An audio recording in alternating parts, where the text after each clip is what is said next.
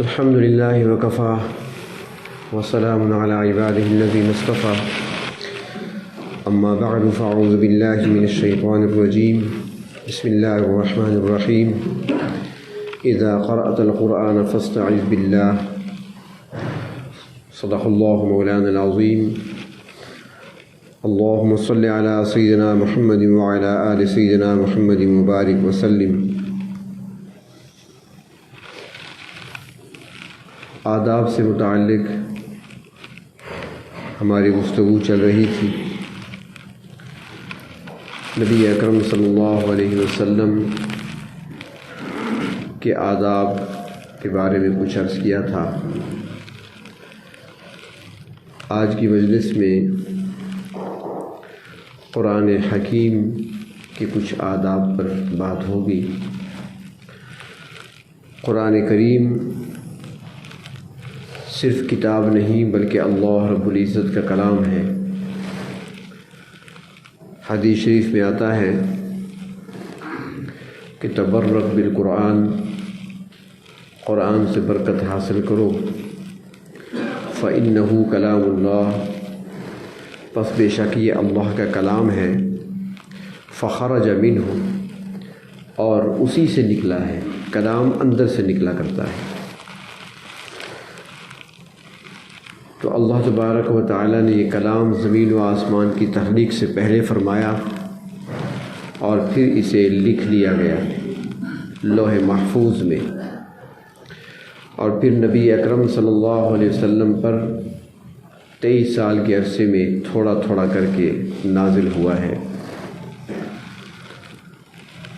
قرآن حکیم ایک ایسی کتاب ہے جس میں ہر دور کے لیے، ہر زمانے کے لیے، ہر شخص کے لیے، ہر جماعت کے لیے رہنمائی موجود ہے اور ہدایت کا سامان اسی میں ہے۔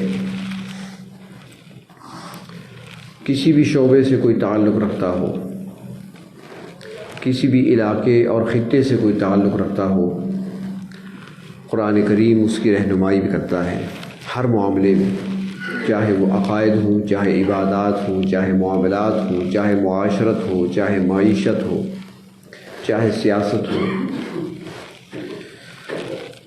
مفسرین کرام نے بہت کام کیا اس پر، ہزاروں سے بڑھ کر اس کی تفسیروں کی تعداد لاکھوں میں جا پہنچی ہے۔ عربی میں، فارسی میں، اردو میں، ہر زبان میں تفسیریں لکھی گئی، تشریح کی گئی، لیکن یہ ہیروں کی وہ کان ہے جس کے موتی اور ہیرے کبھی کم اور ختم نہیں ہوتے۔ کان کے اندر پایا جانے والا سونا، تانبا، چاندی ایک نہ ایک دن ختم ہو جاتی ہے، لیکن یہ وہ کان ہے ہیروں کی کہ جب بھی غوطہ لگاؤ گے نئے ہیرے ہاتھ میں آئیں گے۔ اور ایک ایسی کتاب ہے کہ جب منطق والوں نے اس کو دیکھا تو انہوں نے الحمد سے لے کر والناس تک اپنے منطقی انداز سے اس کے اندر تلاش کیا، تو جب دیکھنے والا اس کی تشریح اور تفسیر کو دیکھتا ہے تو وہ سمجھنے لگ جاتا ہے کہ شاید اس کتاب کے اندر ساری منطق ہی بیان کی گئی ہے۔ کوئی گرامر کا ماہر تھا، صرف نحو کے اندر اسے مہارت تھی، اور اس نے اس انداز سے اس کتاب کو دیکھا اور پڑھا تو شروع سے لے کر آخر تک اس نے ایک ایسی تشریح کر ڈالی کہ دیکھنے والا دیکھ کر یہ کہہ اٹھتا ہے کہ لگتا ہے یہ کتاب الحمد سے لے کر والناس تک ساری کی ساری گرامر سے بھری ہوئی ہے، صرف اور نحو ہے اس کے اندر۔ اگر کسی صوفی نے اس کا مطالعہ کیا اور اس کو دیکھا اور اس نے اس کی تشریح کی تو دیکھنے والا یہ کہہ دیتا ہے کہ لگتا ہے قرآن حکیم میں اللہ رب العزت نے سارا تصوف ہی بیان فرمایا ہے۔ یعنی جس لحاظ سے دیکھا جائے، جس انداز سے دیکھا جائے، قرآن حکیم کے اندر وہ سب کچھ ملتا ہے جس کی انسان کو ضرورت ہے یا ضرورت پیش آ سکتی ہے۔ لیکن آج ہماری بدقسمتی ہے، پہلے تو لوگ پڑھتے ہی نہیں ہیں، اگر پڑھتے ہیں تو بس تلاوت کی حد تک برکت حاصل کر لی، تھوڑا سا پڑھ لیا، اس کے بعد غلاف میں لپیٹ کر بند کر کے اسے رکھ دیا۔ غور و فکر کرنے والے، تدبر کرنے والے بہت کم ہیں۔ حالانکہ اللہ تبارک و تعالیٰ نے قرآن حکیم میں غور و فکر کرنے اور ان آیات میں تدبر کرنے کا حکم دیا ہے کہ تدبر کرو، اس میں غور و فکر کرو، ڈوب کر پڑھو اسے، اسی کے اندر تلاش کرو، بہت کچھ تمہیں ملے گا، جواہرات ملیں گے اس کے اندر، اور جنہوں نے اس انداز سے پڑھا ہے انہوں نے بہت کچھ اس سے حاصل کیا ہے۔ تو یہ عظیم کتاب ہے اللہ تبارک و تعالیٰ کی۔ آج تو ہمیں اوراق نظر آتی ہیں، صفحات نظر آتے ہیں، لیکن قیامت کے دن یہ کتاب بولنے والی ہوگی، اللہ کا کلام ہے، وہاں پر ایک شکل ملے گی اسے، اعمال کو وہاں پر صورتیں دی جائیں گی۔ تو حدیث شریف میں آتا ہے کہ قرآن حکیم پروردگار عالم کی بارگاہ میں جھگڑا کرے گا اور یہ کہے گا وہاں پر کہ اے اللہ، اگر میں آپ کا کلام ہوں تو میری سفارش کو آج قبول کرنا ہے۔ اور فرمایا کہ کسی کے حق میں جھگڑے گا، کسی کے خلاف جھگڑے گا۔ جس کے حق میں جھگڑے گا تو وہاں پر کہے گا اللہ، یہ بندہ آپ کا، اس نے مجھے سینے سے لگائے رکھا، راتوں کو دنیا سویا کرتی تھی، یہ میری تلاوت کیا کرتا تھا، لوگ مشغول ہوتے تھے اور اس کی مشغولیت میری تلاوت کرنا تھی، اس نے اللہ مجھے نہیں بھلایا تھا، آج میں اسے نہیں بھلا سکتا، اگر میں آپ کا کلام ہوں تو پھر اس وقت تک میں ٹلوں گا نہیں جب تک اسے جنت نہ پہنچا دوں۔ تو فرمایا کہ قرآن پاک کی سفارش کو قبول کر لیا جائے گا۔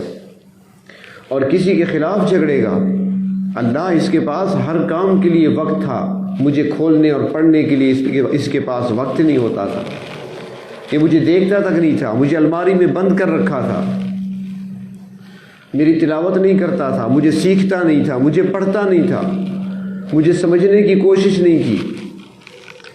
اور میں تو ساتھیوں سے اکثر کہتا ہوں کہ پہلے تو اٹھ کر جانا پڑتا تھا، قرآن حکیم کو اٹھانے کے لیے، سمجھنے کے لیے استاد کے پاس جانا پڑتا تھا، وقت نکالنا پڑتا تھا۔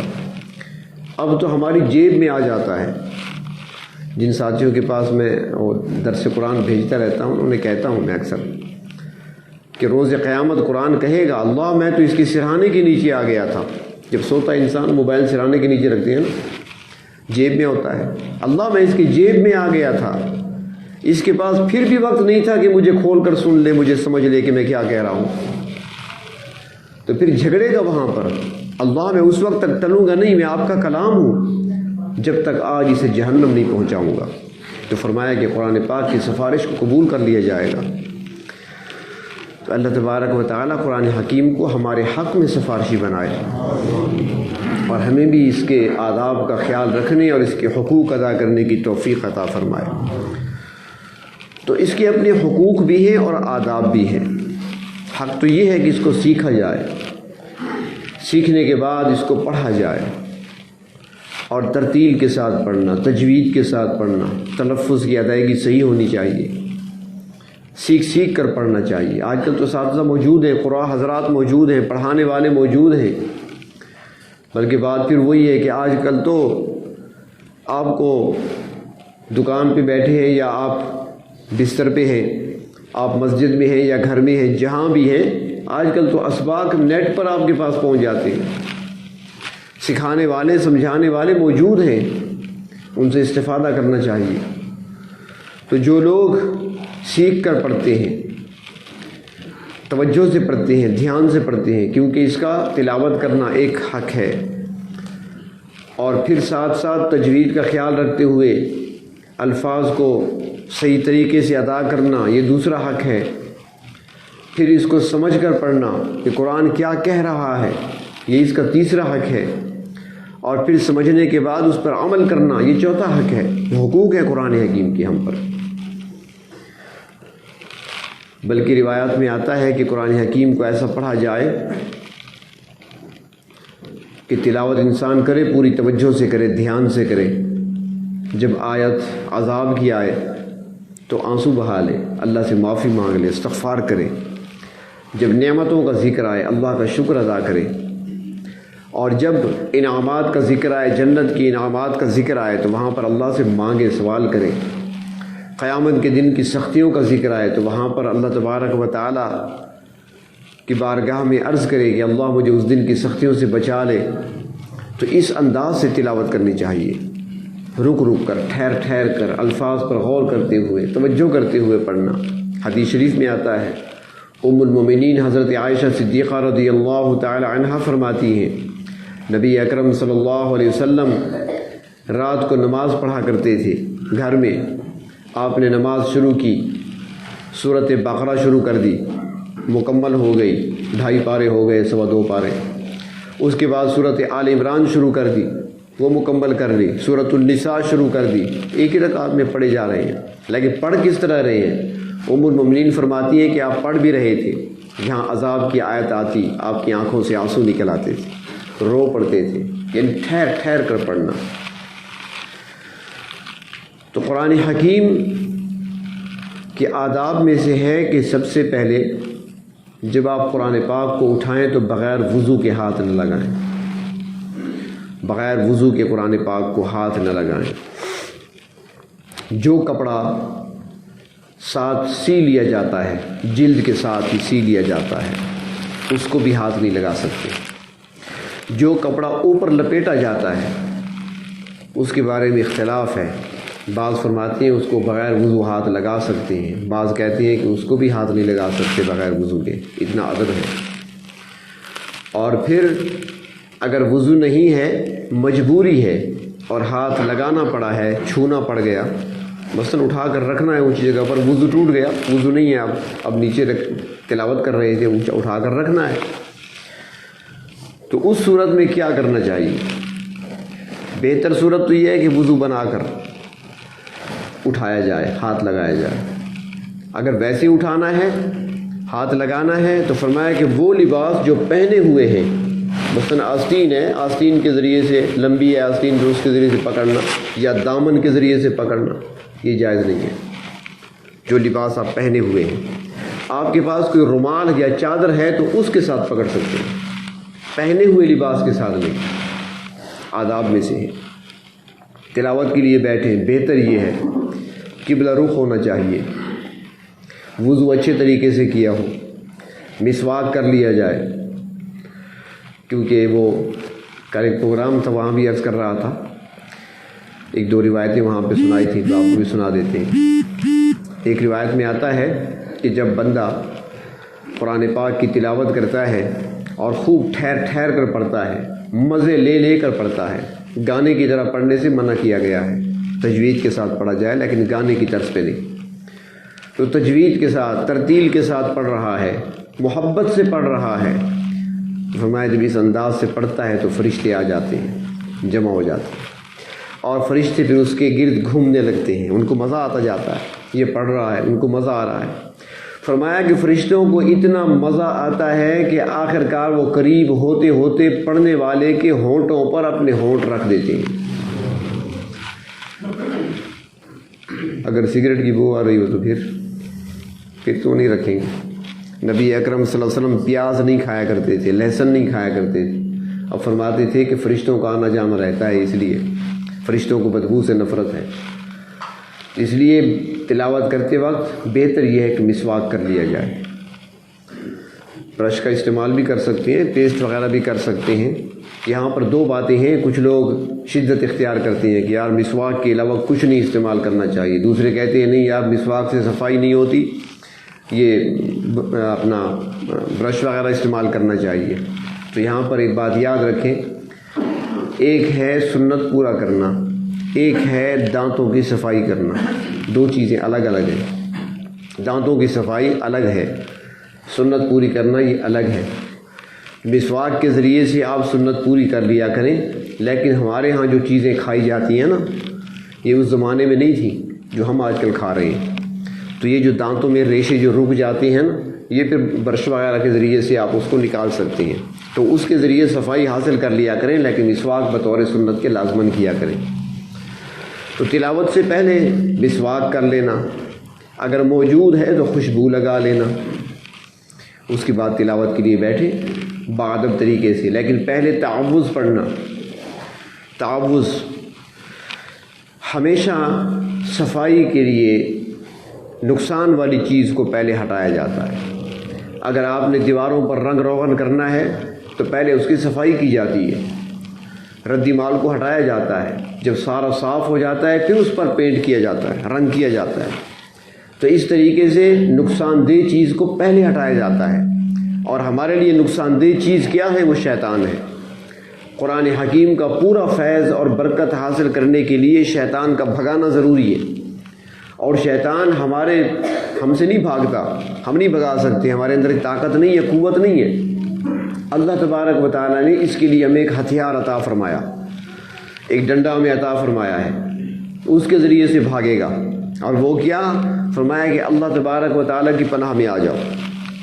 اعوذ باللہ من الشیطان الرجیم، مختلف کلمات آتی ہیں، عام طور پہ یہی پڑھا جاتا ہے، اعوذ باللہ السمیع العلیم من الشیطان الرجیم، اعوذ باللہ السمیع العلیم من الشیطان اللعین الرجیم۔ یہ مختلف کلمات آتی ہیں، لیکن عام طور پر اعوذ باللہ من الشیطان الرجیم یہ کافی ہے، لیکن توجہ سے پڑھیں، شیطان کو بھگانے کی نیت سے پڑھیں۔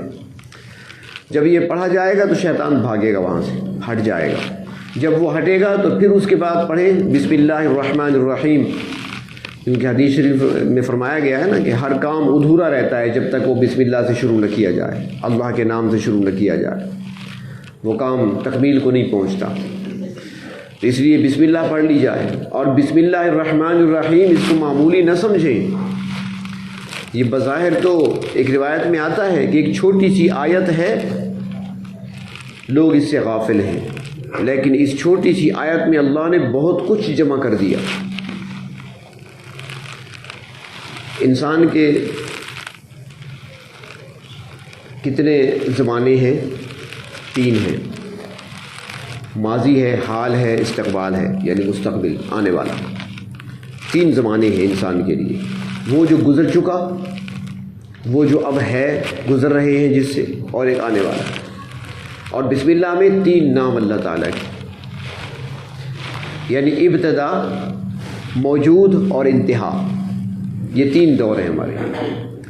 تو بسم اللہ الرحمن الرحیم میں تینوں بتا دیے۔ صفت اللہ پہلے آتی ہے بسم اللہ میں، یعنی میں کہاں سے آیا ہوں، میں کون ہوں۔ فرمایا اس وقت جب کائنات نہیں تھی تو وہ ایک ذات تھی جسے اللہ کہتے ہیں، وہی خالق ہے، اسی ذات نے تمہیں پیدا کیا ہے، دنیا میں بھیجا ہے۔ اب میں دنیا میں زندہ ہوں تو مجھے سب کچھ یہ مل رہا ہے، نعمتیں مل رہی ہیں، دینے والا کون ہے؟ فرمایا الرحمن، صفت رحمانیت کام کر رہی ہے، روزی مل رہی ہے، صحت مل رہی ہے، ٹھکانہ مل گیا، جتنی نعمتیں ملی ہیں یہ صفت رحمانیت کام کر رہی ہے۔ اور آخرت میں نجات کن کی ہوگی؟ الرحیم، جن کے لیے وہاں پر رحمت کے دروازے کھل جائیں گے۔ آخرت میں صفت خاص بندوں کے لیے ہوگی، الرحیم۔ دنیا میں صفت عام ہے، سب کے لیے ہے، کافر مومن سارے فائدہ اٹھا رہے ہیں۔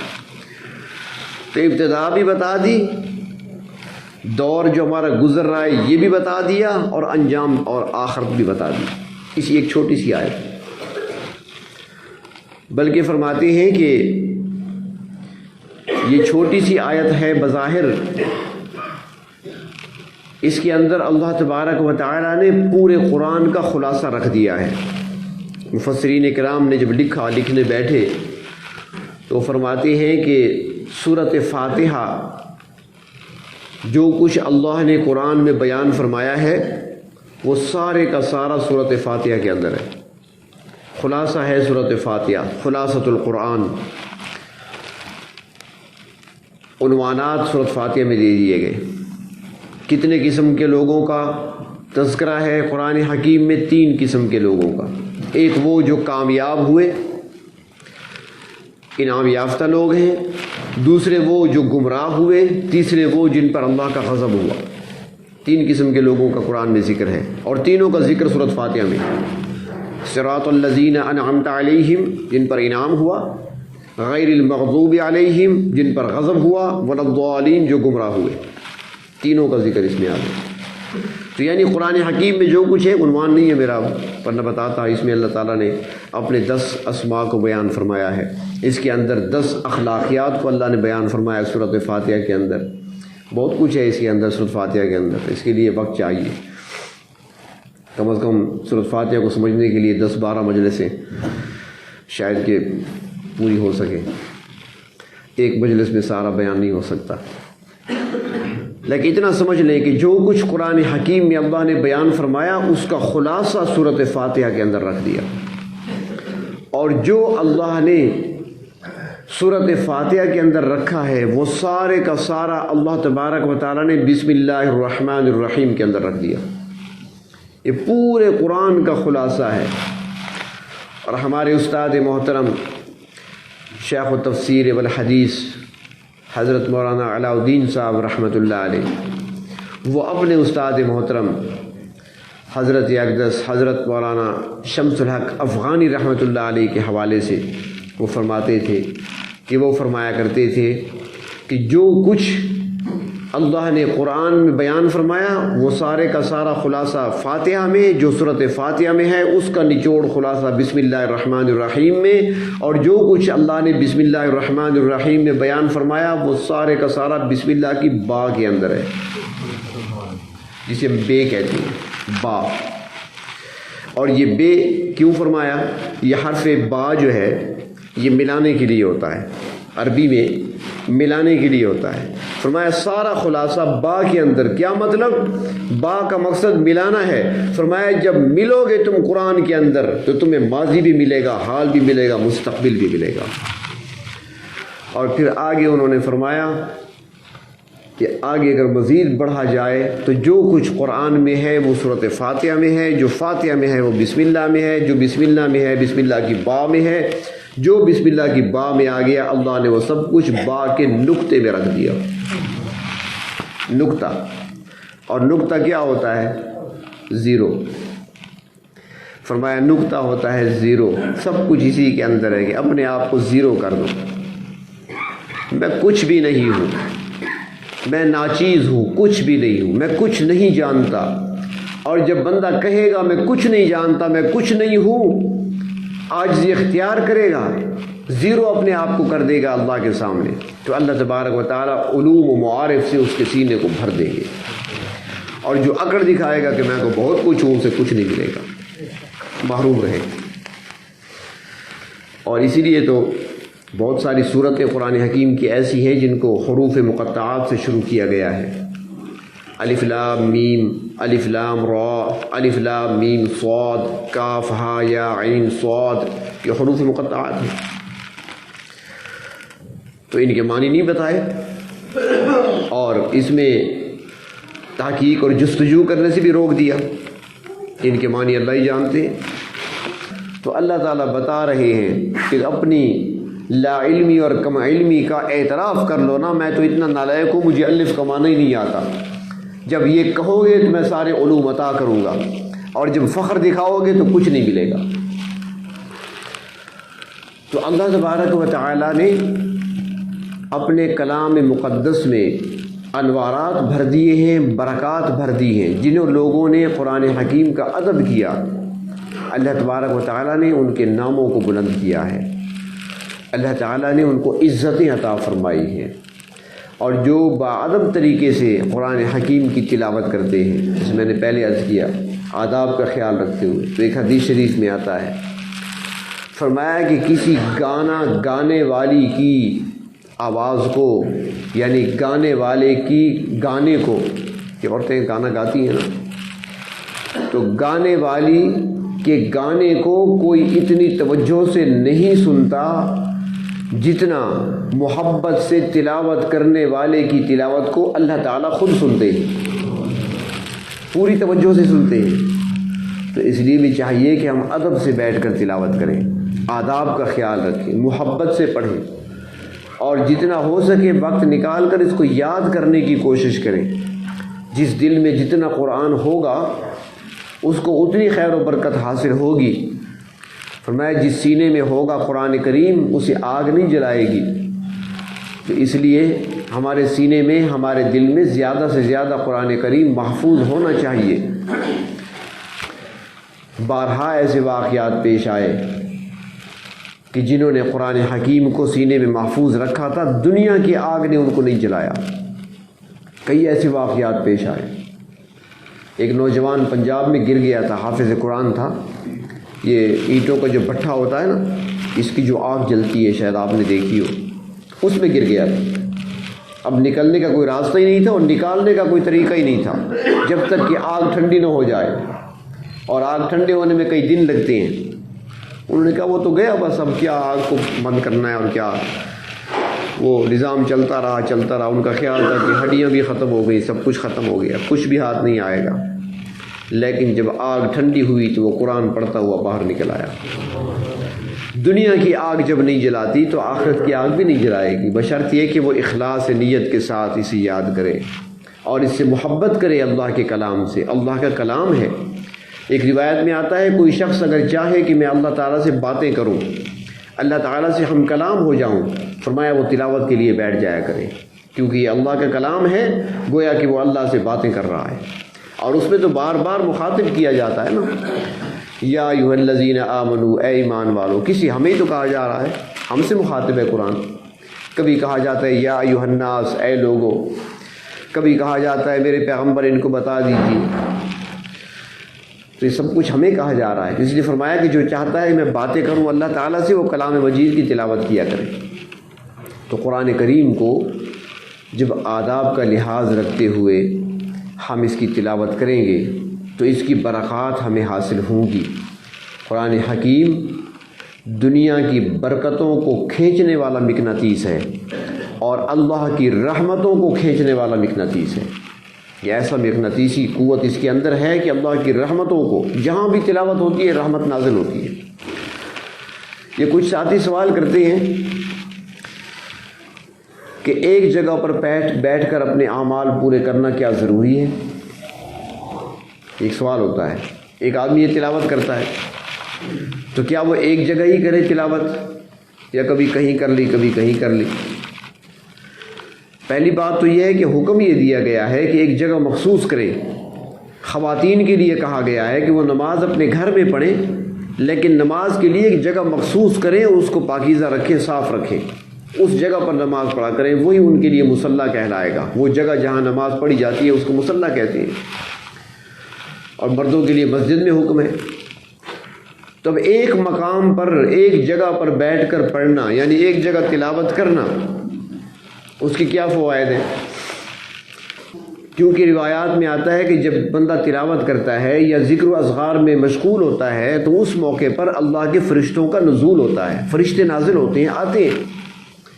اور ایک بندہ اگر ایک وقت پر بیٹھ کر، مثلا صبح کا ٹائم ہے، نماز کے بعد ہے، یا عصر کے بعد ہے، یا عشاء کے بعد ہے، اس کا معمول ہے تلاوت کرنا، اللہ کا ذکر کرنا، اس کا معمول ہے، وہ جس جگہ بیٹھ کر تلاوت کرتا ہے تو اس ٹائم پر، اس وقت جو فرشتے آیا کرتے ہیں وہ پہنچ جاتے ہیں کہ اب بندے کا ٹائم ہو گیا، ابھی آنے والا ہے، مصلی بچھائے گا، تسبیح اٹھائے گا، قرآن پاک اٹھائے گا اور تلاوت کرے گا، تسبیح پڑھے گا۔ فرشتوں کی محفل جم جاتی ہے وہاں۔ اوقات رکھا کرو، اپنے اذکار کے وقت مخصوص کر لیا کرو، ان اوقات میں لازماً اللہ کو یاد کیا کرو۔ جو بندہ باقاعدگی سے ایک خاص وقت پر بیٹھ کر اللہ کا ذکر کرتا ہے، تلاوت کرتا ہو یا تسبیحات پڑھتا ہو، جو بھی ہو، اللہ کی یاد ہے ساری، تو جو شخص ایک خاص وقت میں باقاعدگی کے ساتھ ذکر و اذکار کرتا ہے یا تلاوت کرتا ہے، معمول بن جاتا ہے اس کا، تو فرمایا کہ جب وہ وقت ہوتا ہے پروردگار عالم بھی انتظار میں ہوتے ہیں، میرا بندہ اب میرے پاس آنے والا ہے، انتظار ہوتا ہے اس کا، ابھی آئے گا، ابھی تلاوت کرے گا، مجھ سے باتیں کرے گا، ابھی مجھے یاد کرے گا، میرا ذکر کرے گا۔ تو اس لیے بھی کہا جاتا ہے کہ جگہ پاکیزہ جگہ ہو، مخصوص کر لی جائے، اور اس جگہ پر تلاوت، منع کوئی نہیں، آپ جگہ جگہ کر سکتے ہیں، پورے گھر میں جہاں بیٹھے کریں، لیکن اگر ایک جگہ پہ کریں گے تو خیر و برکت زیادہ ہوگی۔ اس لیے معمول رکھیں، تلاوت کلام پاک کا روزانہ کا معمول رکھیں۔ جو حفاظ کرام ہیں، جن کو اللہ نے نعمت دی ہوئی ہے، وہ نوافل میں اس کو ادا کریں، نفل میں پڑھیں۔ اب وہ زمانہ تو ہے نہیں کہ رات میں پورا ختم کریں، 1.5 2 پارے تو آسانی سے پڑھے جا سکتے ہیں، اور جو ناظرہ خواہ ہیں وہ دیکھ کر پڑھیں۔ دیکھ کر پڑھنے سے ڈبل فائدہ ہوتا ہے، نظر بھی تیز ہوتی ہے اگر پڑھا جائے تو۔ آپ چیک کر لیں، جو قرآن پاک کی تلاوت باقاعدگی سے کرتے ہیں، دیکھ کر ناظرہ خواہ ہوتے ہیں، ان کی نظر دوسروں کی نسبت تیز ہوتی ہے، نظر ان کی بہتر ہوتی ہے۔ تو اللہ تبارک و تعالیٰ آنکھوں کے نور میں اضافہ فرما دیتے ہیں، اور اللہ تبارک و تعالیٰ خیر و برکت بھی عطا فرماتے ہیں قرآن حکیم کی تلاوت سے، کیونکہ اللہ کا کلام ہے۔ تو اللہ تعالیٰ قرآن حکیم کے آداب بجا لانے کی توفیق عطا فرمائے، اس کی حقوق ادا کرنے کی توفیق عطا فرمائے، اور محبت سے اسے پڑھنے کی توفیق عطا فرمائے۔ میرا عمل ہے سیاہ نامہ، میرا عمل ہے سیاہ نامہ، مجھے خدایا معاف کر دے، میں جانتا ہوں تو بخش دے گا، میں جانتا ہوں تو بخش دے گا، مجھے خدایا معاف کر دے۔ پہاڑوں جیسی میری خطائیں، مگر بہت ہیں تیری عطائیں، پہاڑوں جیسی میری خطائیں، مگر بہت ہیں تیری عطائیں، معاف کرنا شعار تیرا، معاف کرنا شعار تیرا، مجھے خدایا معاف کر دے، میں جانتا ہوں تو بخش دے گا، مجھے خدایا معاف کر دے۔ عذاب دے کر تو کیا کرے گا، کریم ہے تو کرم ہی فرما، عذاب دے کر تو کیا کرے گا، کریم ہے تو کرم ہی فرما، سوال کیسا جواب کیسا، سوال کیسا جواب کیسا، مجھے خدایا معاف کر دے۔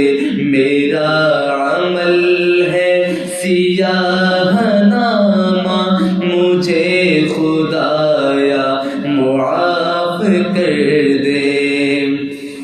اندھیرے شب کے کیے ہیں رسوا، اجالے دن کے کیے ہیں گہنا، اندھیرے شب کے کیے ہیں رسوا، اجالے دن کے کیے ہیں گہنا، سراپا جرم و خطا ہوں مولا، سراپا جرم و خطا ہوں مولا، سراپا جرم و خطا ہوں مولا، مجھے خدایا معاف کر دے، میں جانتا ہوں تو بخش دے گا، مجھے خدایا معاف کر دے۔